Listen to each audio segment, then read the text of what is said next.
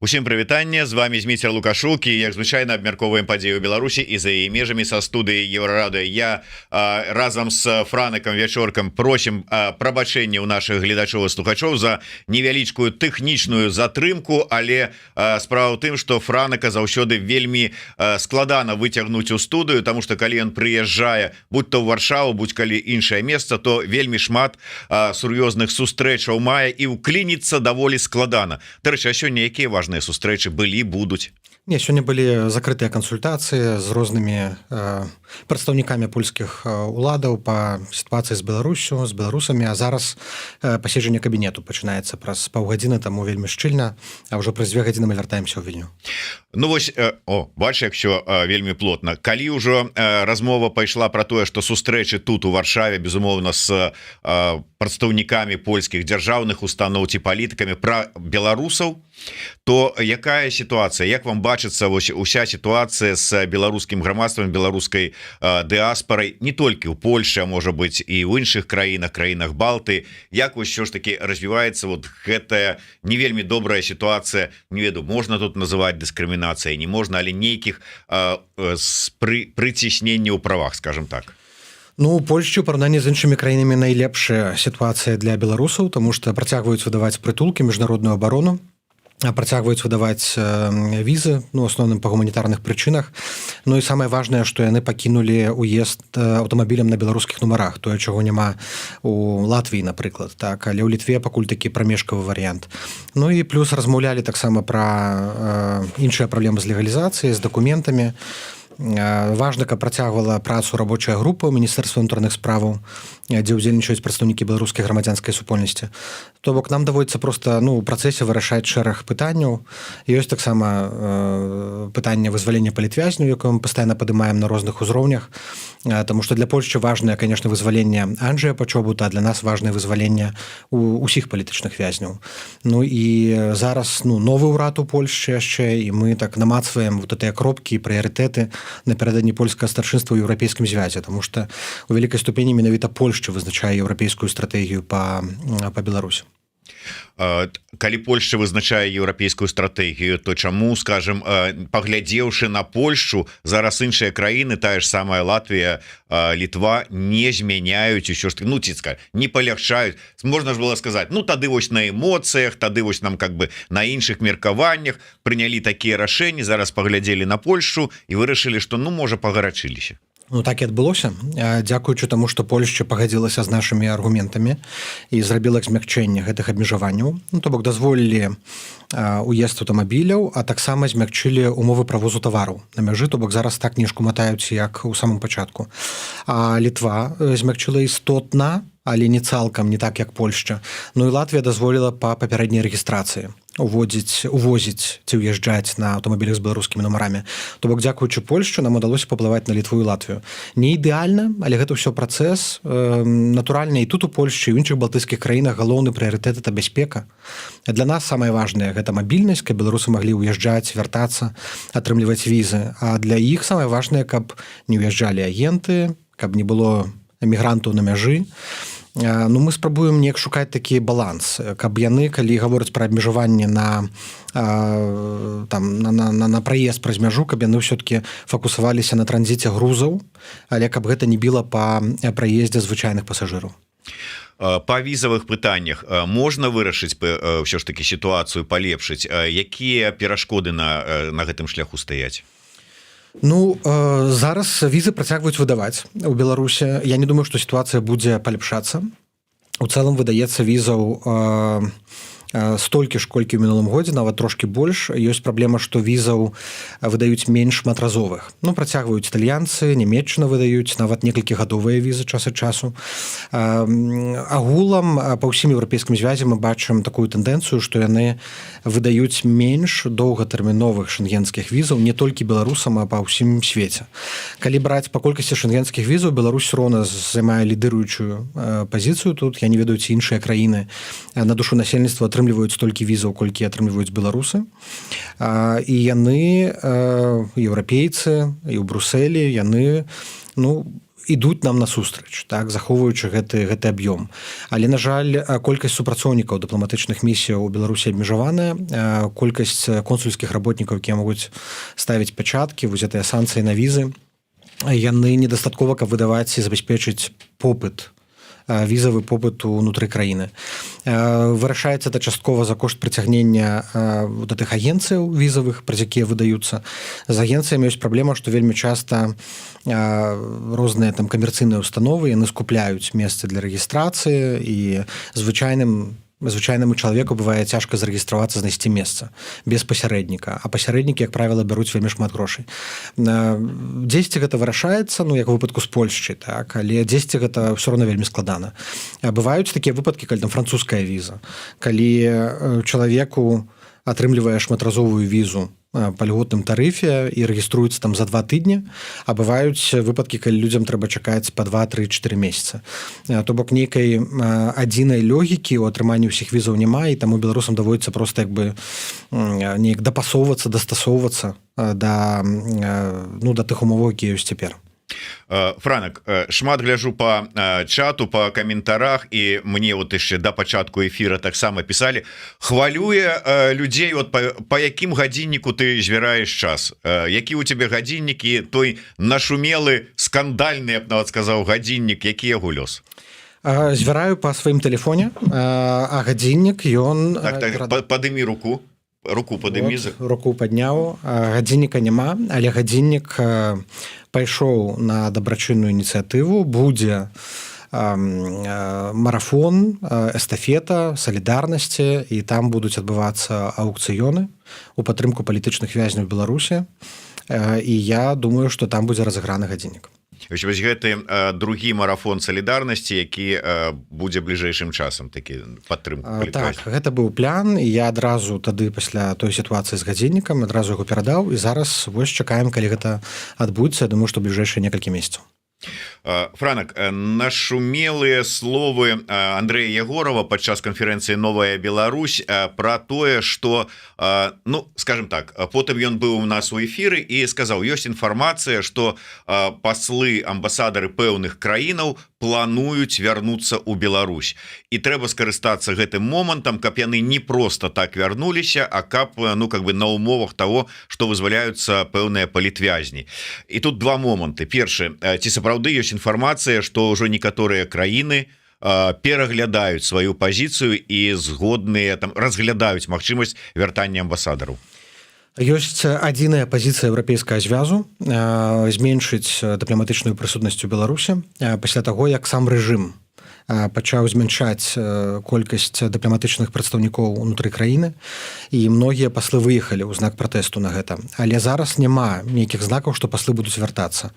Да гэтага часу працуюць некалькі паслоў, працуе швейцарскі пасол, працуе угорскі пасол, яшчэ некалькі, але няма ніякіх планаў, ну, прынамсі, бліжэйшы год, што нейкія паслы будуць вяртацца. Я ведаю, што брытанская амбасадарка скончыла сваю працу таксама. Я думаю, што бліжэйшы год до наступнага году пра ніякае вяртанне гаворкі не вядзецца. У любым выпадку, як ты ацэньваеш вось гэтыя словы, што трэба ўсё ж такі нейкім чынам спрабаваць, ну, я не ведаю, там дамаўляцца, перамаўляцца, я не ведаю, там пагаджацца на частковую легітымізацыю ці не, але працаваць над вызваленнем палітвязняў? Абсалютна, трэба шукаць усе магчымыя спосабы, але не трэба ствараць фальшывую дылему. Маўляў, мы альбо вызваляем палітвязняў, альбо змагаемся з рэжымам. Я думаю, што трэба рабіць і тое, таму што вызваленне палітвязняў – гэта, ну, тактычны крок па дэмакратызацыі Беларусі, таму што не будзе дэмакратычнай Беларусі без вызвалення палітвязняў. Шукаць трэба розныя шляхі, дыпламатычныя метады, палітычны ціск. Усё можа спрацаваць у нейкай ступені. Ці праблема тут з нашага боку, што мы напрыклад там недастаткова робім. Мне здаецца, што вельмі шмат спробаў было па вызваленні палітычных вязняў. Рэжым усяляк блякуе любыя намаганні па вызваленні палітвязняў. Рэжыму вельмі важна прадэманстраваць, што гэта не вынік нейкага там ціску ці нейкіх намаганняў, гэта добрая воля Лукашэнкі. Ну, як мы бачылі апошняе вызваленне з гуманітарнага спісу. Але раз рэжым пачаў вызваляць, то трэба гэта падтрымліваць, хай працягвае вызваляць. Я спадзяюся, што у верасні гэтая тэндэнцыя працягнецца, і як там абяцаў Воскресенскі, да так званага дня народнага адзінства будуць вызваленыя яшчэ. Гэта добры сігнал, але гэта не значыць, што мы павінны там спыняцца і казаць, все, мы задаволеныя, вызвалілі 30 чалавек, мы спыняем там ціск і сваю працу. Не, мы павінны працягваць далей, каб вызвалялі чарговы дзесятак, чарговую сотню, пакуль усе не будуць вызвалены.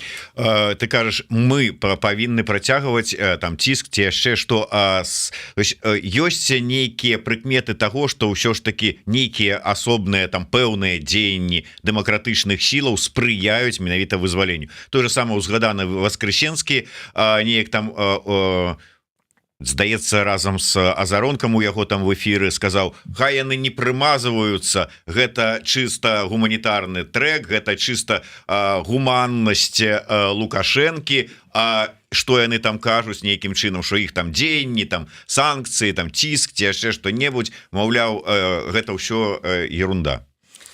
Лукашенко гуляе на сваю аўдыторыю, яму перад выбарамі трэба паказаць сябе такім чалавечным, гуманным, перагарнуць старонку. І ён традыцыйна перад кожнымі сваімі выбарамі спрабуе рабіць такую адлігу. Магчыма, гэта звязана менавіта з гэтым падыходам. Так, ён спрабуе дзейнічаць па сваёй вызначанай традыцыйнай практыцы. А наконт прамазвацца, не прамазвацца, ясна, што без там міжнароднай увагі, без працы праваабаронцаў гэтае вызваленне магло бы ўвогуле не адбыцца. Тое, што кожны там тыдзень прыходзяць паслы ці дыпламатычныя прадстаўнікі ў МЗС, нагадваюць пра вызваленне палітвязняў, гэта таксама мае свой уплыў. Што канкрэтна спрацавала у выпадку з апошнім вызваленнем за апошнія 2 месяцы мы пакуль не ведаем, але я думаю, што гэта камбінацыя, гэта і жаданне Лукашэнкі паказаць сваю гуманнасць, нельга гэта выключаць, але і гэта пастаянная праца дыпламатаў, нашых партнёраў, якія нагадвалі пра сітуацыю з палітычнымі вязнямі, патрабавалі іх вызвалення, праца грамадзянскай супольнасці ўсіх тых, хто працуе на вызваленне кожны дзень.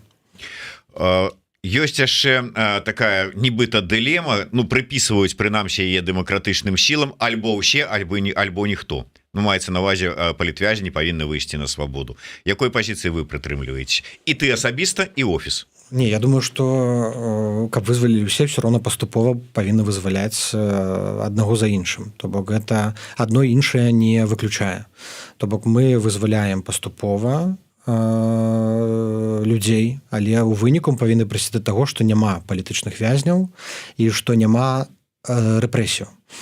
Все-таки ў 2020 годзе, калі мы складалі такую перамоўную карту для дыялогу з рэжымам, тады яшчэ калі Макрон прыязджаў, калі розныя замежныя лідары, тады мы распісвалі розныя крокі, што павінна быць зробленае. І тады ішло гэта вызваленне вялікай колькасці палітычных вязняў, спынення рэпрэсіяў, тады мы пераходзім на новы этап.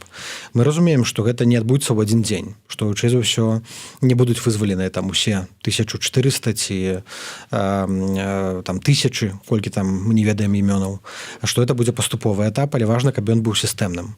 І важна прыйсці да такой кропкі, калі будзе больш вызваленых, чым пасаджаных. Пакуль што тэндэнцыя адваротная, што прызнана палітвязняў больш, чым вызваленых па памілаванні.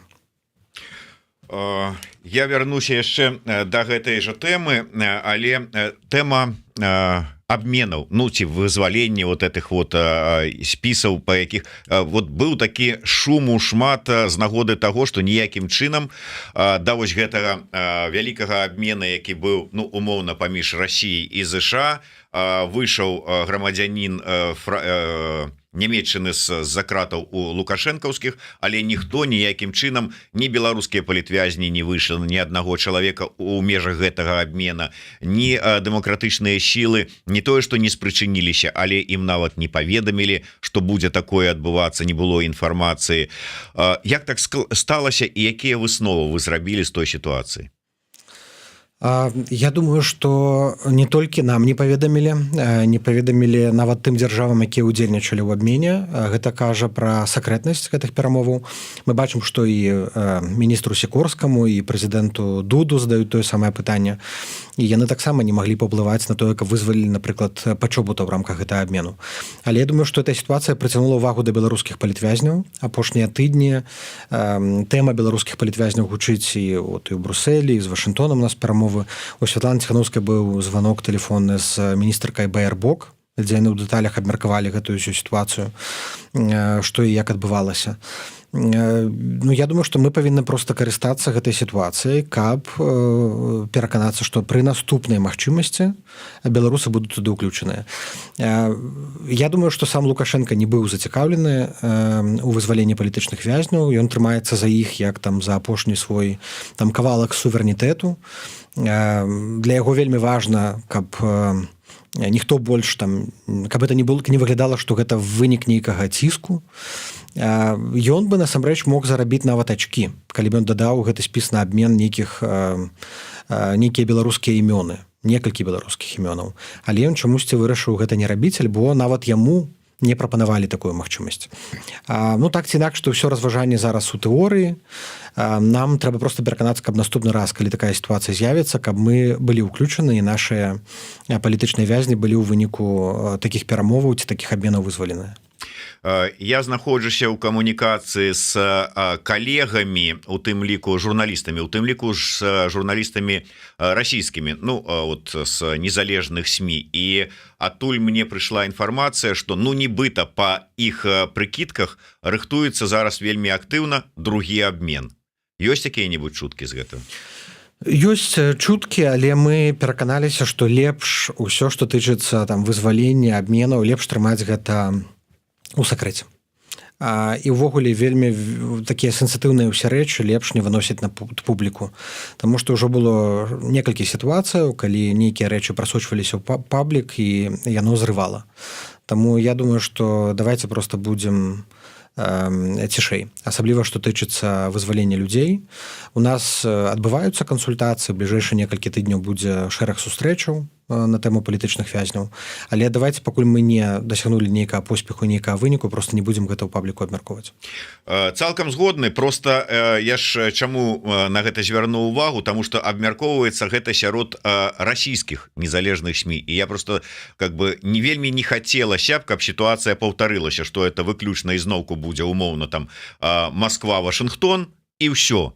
А астатніх скарыстаюць, але ніякім чынам ніякага профіту ні мы там, ні нашы палітвязні ніякага не атрымаюць. Ну вот просто каб можа быць там для інфармацыі. Дарэчы, я хацеў бы зрабіць, карыстаючыся момантам, невялічкую такую абвестку да мяне, і не толькі да мяне, да ўсіх вас, да беларусаў, звяртаюцца ваяры з палка Кастуся Каліноўскага. Яны абвесцілі збор на набыццё адмысловай машыны, баявы бус для падраздзялення мінамётчыкаў, подразделение цяжкой падтрымки палка Каліноўска. Спасылочка ёсць у нас у каментарах, таму калі ласка, калі у вас ёсць магчымасць і жаданне, падтрымайце наших ваяроў таким вось збором. Франак, я думаю, не сакрэт, что пасля таго, як вось першы гэты абмен стаў пра яго вядома, стала вядома, что ніякім чынам ні беларускія палітвязні, ні дымсілы не паўдзельнічалі ў ім. Вы, ну как бы так, звярнуліся, не звярнуліся, ну перадалі інфармацыю у ЗША про тое, что ну так склалася, але вось у нас тут ёсць фонд падтрымки дапамогі беларускім палітвязням міжнародны, які быў створаны, і пералічыце туды грошы. Ну прынамсі такая інфармацыя была у адмысловым артыкуле Вашынгтон-Пост. І той же самы Валер Кавалеўскі кажа, што ну можа быць не вельмі правільна паступілі, калі вось так звярнуліся таким чынам да заходніх партнёраў. Ці сапраўды так было, і ці лічыш ты это памылкай? Ну, такога ліста не было. Той артыкул Нью-Йорк Таймс увогуле пабудаваны на домыслах і чутках. Да, Нью-Йорк Таймс. Да. Гэта яўна спроба, гэты артыкул, гэта спекуляцыя, гэта спроба нацягнуць там саву на глобус, ці як там правільна кажуць. Тое, што абмяркоўвалася з дыпламатамі, гэта два трэкі. Першы трэк гэта якім чынам вызваліць палітычных вязняў, якія ёсць цяпер, і мы там у межах гэтага трэку абмяркоўваем вызваленне па гуманітарным спісе і вызваленне палітычных зняволеных шырокага спісу прызнаных палітвязняў. А другі трэк гэта дапамога рэпрэсаваным. Адзін трэк не выключае іншы. Дапамога рэпрэсаваным гэта дапамога на рэлякацыю, на рэабілітацыю, псіхалагічная, медыцынская дапамога. Зараз колькасць вызваленых больш за 2000 чалавек. Это тыя, хто ўжо сядзелі свае тэрміны. З іх там некалькі дзесяткаў чалавек, якія былі вызваленыя па амністыі ці па памілаванне, і ім трэба дапамога. Многія, якія былі вызвалены ці закончылі сядзець свае тэрміны, яны не выехалі за мяжу, застаюцца ў Беларусі. Ім таксама трэба дапамога. І шэраг арганізацый гэтую дапамогу аказвае. Таму нам трэба працаваць па абодвух трэках. Нам трэба здабываць падтрымку менавіта на рэабілітацыю, дапамогу тым, хто ўжо вызвалены, а таксама дапамогу іх сем'ям, таму што многія сем'і засталіся без кармільца у складанай сітуацыі, і вот эта фінансавая дапамога кожны дзень, яна неабходная, крытычна важная для іх. Але гэта не выключае пытанне вызвалення палітвязняў. І я думаю, што з дыпламатамі па гэтых двух трэках мы працуем. Напрыклад, там, калі казаць пра вызваленне, то мы гэта абмяркоўваем з адной групай дыпламатаў, якія заангажаваныя у гэты трэк. А па пытанні дапамогі мы абмяркоўваем на іншым узроўні. З тымі ўрадамі, якія могуць аказваць гуманітарную дапамогу. Як правіла, большыя дзяржавы, якія могуць выдзеліць там нейкі рэсурс, менавіта на падтрымку рэпрэсаваных. Зараз у нас ёсць тая гарантыя Швецыі і Нарвегіі па выдзяленні дапамогі на рэпрэсаваных і тых, хто вызвалены. Але мы хацелі б бліжэйшыя некалькі месяцаў атрымаць дапамогу яшчэ некалькіх краінаў, якія бы паклалі сродкі ў гэты фонд, і частка сямей, усе яўна не змогуць скарыстацца з гэтым, таму што патрэба нашмат болей, чым магчымасцяў, але змогуць скарыстацца з ёй частка рэпрэсаваных сямей. Прапанова Зянона Пазняка вот недавно агучаная наконт таго, як закруціць, можа быць, далей працэс вызвалення палітвязняў. Ён прапановвае запрасіць прадстаўнікоў рэжыма на якія-небудзь пляцоўкі на захадзе, на канферэнцыі, на мерапрыемствы, там таго ж, скажем, Рыжанкова, там ці каго іншага, і пачаць там нешта абмяркоўваць. Ну, можа быць, сапраўды пралабіравалі бы такое запрашэнне, там паспрабавалі дамовіцца, ці можа закладніка ўзялі. Усе гэтыя 4 гады размовы з рэжымам не спыняліся. Яны адбываюцца кожны тыдзень. І Польшча вядзе размовы, і Злучаныя Штаты вядуць размовы, усе краіны вядуць размовы з Менскам, і з МЗС, і з супрацоўнікамі адміністрацыі Лукашэнкі, і са спецслужбамі. Усё гэта адбываецца нон-стоп. То есть цалкам кантакты не перарваныя? Не. Вядома, на вышэйшым узроўні кантактаў няма, але менавіта ў справе палітвязняў камунікацыя адбываецца рэгулярна. І казаць, што там няма нейкая дыялога, нейкая камунікацыя, это неправда.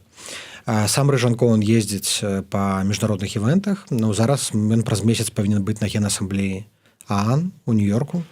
Ну і паглядзім, які там атрымаецца дыялог з ім. Я, напрыклад, там не выключаю, што зноў гэта будзе магчымасць пагаварыць таксама пра пытанне палітвязняў. Таму няма праблемы ў адсутнасці каналаў камунікацыі. Гэтая камунікацыя захоўваецца. Ёсць праблема ў нежаданні Лукашэнкі вызваляць. Я думаю, што Лукашенка хацеў бы, каб спачатку Захад зрабіў нейкія саступкі, зняў санкцыі, там яшчэ нешта, і толькі потым ён пачне вызваляць палітвязняў. А Захад, наши дэмакратычныя партнёры, яны чакаюць наадварот першага кроку ад рэжыму. Вызваліць Пачобута, там спыніць міграцыйныя атакі на Польшчу, Літву, Латвію, і пасля гэта будуць нейкія саступкі. Я думаю, што вось у гэтым ёсць праблема. Хто павінен зрабіць першы крок? Лукашенко ўжо было зроблена шмат авансаў. Ён абяцаў вызваліць палітычных вязняў і ў 21 годзе, ў 22 годзе, але ён гэта не зрабіў. Былі выпадкі, калі адкладваліся санкцыі пад абяцанне Лукашэнкі вызваліць палітычных вязняў, і ён гэтае абяцанне не выканаў. І таму даверу да ягоных словаў таксама няма. Ну і да словаў ягоных людзей.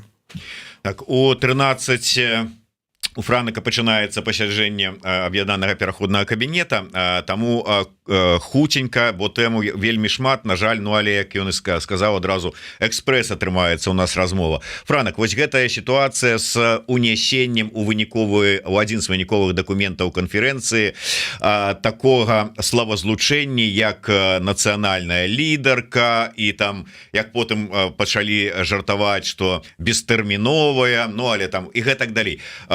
Кажуць, што у апошні момант увогуле гэтая фраза з'явілася ў пратаколе. Наколькі это праўда, і навошта ўвогуле гэтыя высокія нейкія такія словы, званні, рэгаліі, ці патрэбныя яны?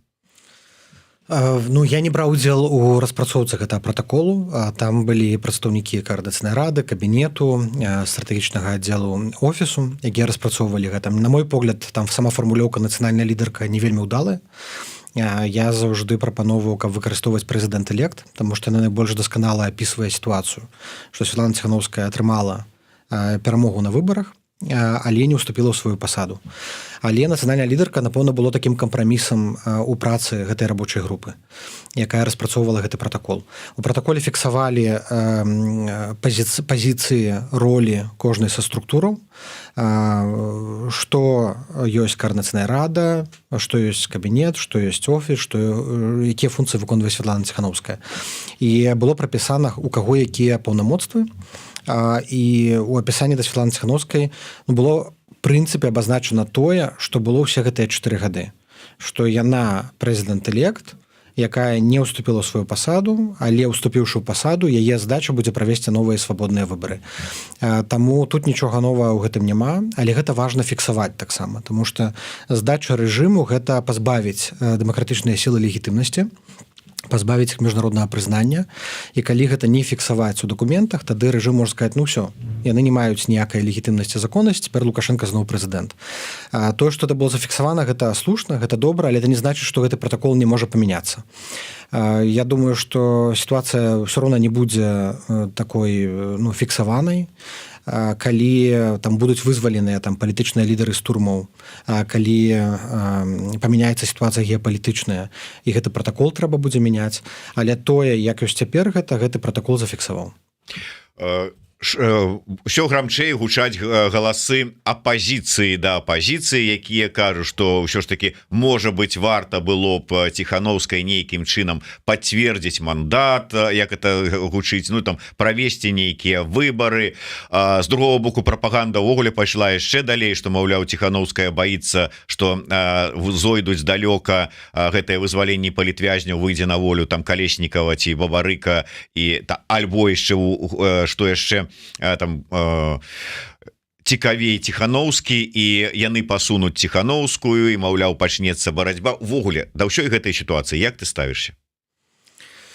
Ну, мандат пацверджаць трэба? Я думаю, што у нас няма магчымасці зараз правесці шырокія агульнанацыянальныя выбары. Канешне, у тэорыі было б добра, каб у нас былі інструменты і магчымасці правесці галасаванне, дзе мільёны беларусаў будуць выбіраць там прэзідэнта, нацыянальнага лідара, як бы мы это ні назвалі, але такой магчымасці няма. У нас ёсць вось гэтая кампанія 2020 года, у нас ёсць там некалькі мільёнаў галасоў, якія атрымала Ціханаўская. Гэта прызнаецца міжнароднай супольнасцю, дэмакратычнымі сіламі, дэмакратычнай часткай беларускага грамадства. І нам трэба з гэтым карыстацца. Калі у нас памяняецца сітуацыя і будзе магчымасць правесці альбо галасаванне сувымернае з тым, што было ў 2020 годзе, альбо сітуацыя ўнутры Беларусі памяняецца і будзе магчымасць правесці свабодныя выбары, тады можна будзе выбраць новага лідара беларускага грамадства. Ну, сёння просто такой магчымасці няма. Калі у так званай там апазіцыі, там тых, хто там не падтрымлівае Ціханаўскую, ёсць ідэі, што можна зрабіць, калі ласка, дзяліцеся. Тут жа мы ўсе ў адным чаўне. Нам трэба тут сыходзіць з нашага нацыянальнага беларускага інтарэсу. Зараз нам вельмі важна захаваць суб'ектнасць беларускага грамадства. Гэтая суб'ектнасць, яе лёгка згубіць, калі мы згубім вось гэтую прадстаўнічасць у выглядзе дэмакратычных сіл Святланы Ціханаўскай, нас просто запішуць у агрэсары, закрыюць межы, закрыюць візы і спішуць Беларусь Расіі. І каб гэта не адбылося, вот эту суб'ектнасць нам яе трэба захоўваць. Гэта ў нашых інтарэсах беларускага грамадства. Ціханаўская – это агульны здабытак усіх беларусаў. Гэта вынік і нашых пратэстаў і шматгадовай працы беларускага грамадства.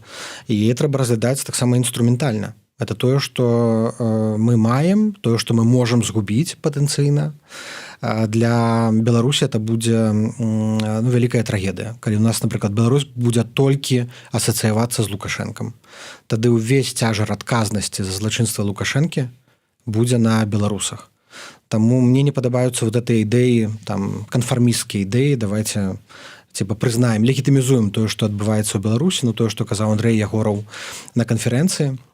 А гэта значыць, мы будзем тады разграбаць усё, што робіць Лукашенко з Беларусю, і мы тады будзем несці адказ за ўсе ягоныя злачынствы. А зараз у нас ёсць маральнае права казаць, што беларусы і рэжым гэта не адно і тое ж.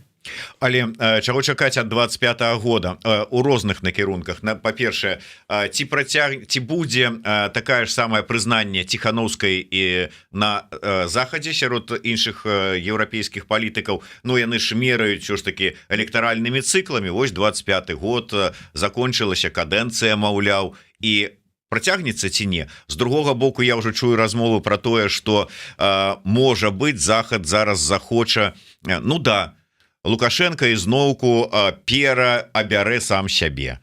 Захад не прызнае гэтыя выбары там празрыстымі, сумленнымі і гэтак далей, як было ўсе папярэднія гады.